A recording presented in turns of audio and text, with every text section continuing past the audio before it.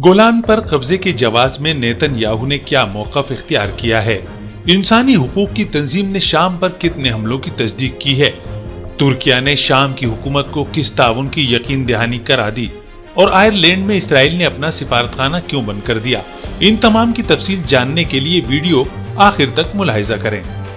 Israel Asad हुकूमत के खात्मे के बाद गोलान में अपनी आबादी को दुगना करने का इरादा रखता है। इसराइली हुकूमत ने गोलान की पहाड़ियों में आबादी की तोसी के मंसूबे की मंजूरी दे दी है और फौरन इन बस्तियों में आबादी बढ़ाने का अमल शुरू कर दिया है। इसराइली वजीर आजम नेतन्याहू ने कहा है कि ये इक़दाम इसलिए जरूरी था क्योंकि शाम की सरहद पर असद हुकूमत के खात्मे के बाद इस्लाम पसंदों की क़यादत में बागियों के लिए नया मार्ग खुल गया था।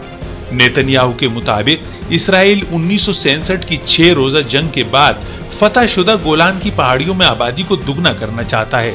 याद रहे कि बैनुल अक़वामी क़वानीन के मुताबिक ये कब्जा गैर कानूनी है।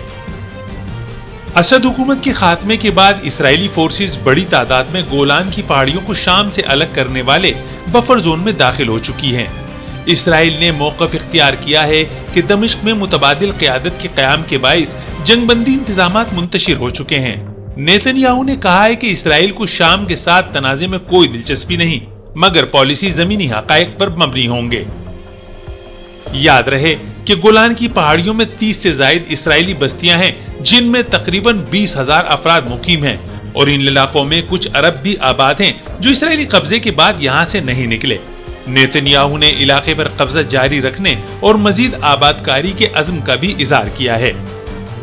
बरतानिया में कायम इंसानी हुकूक की तंजीम SOHR ने 8 दिसंबर से शाम में 450 से ज्यादा इसराइली फ़िज़ाई हमलों की तस्दीक की है, जिनमें हफ्ते की शाम से 75 हमले भी शामिल हैं। उधर अबू मोहम्मद अल जुलानी ने हमलों पर तशवीश का इजहार करते हुए कहा है कि इससे खित्ते में कशीदगी बढ़ेगी और शाम किसी पड़ोसी रियासत से तनाज़ा नहीं चाहता। जंगी हालत बरसों के तनाज़ात और जंग के बाद नए तसादुम की इजाजत नहीं देती। हफ्ते के रोज अमेरिकी वजीर खारजा एंटोनी ब्लिंकन ने कहा कि वाशिंगटन ने HTS के साथ बराह रास्त राब्ता किया है। हालांकि अमेरिका और दीगर मगरबी हुकूमतें अब भी इसे दहशतगर्द तंजीम करार देती हैं। अक़वाम मुत्तहिदा के शाम के एलची पेडरसन ने निगरान हुकूमत के अहदेदारों से इतवार को मुलाकात के बाद शाम पर आयद पाबंदियों के जल्द खात्मे के अज़्म का इजहार किया है। दूसरी जानिब तुर्की के वजीर खारजा यासिर गोलर ने कहा है कि अंकारा शाम की नई हुकूमत को फौजी मदद फराम करने के लिए तैयार है। तुर्क सरकारी खबर रसा एजेंसी के मुताबिक गोलर ने HTS के बारे में कहा है कि ये देखना जरूरी होगा कि नई इंतजामिया क्या करती है, उन्हें एक मौका जरूर देना चाहिए।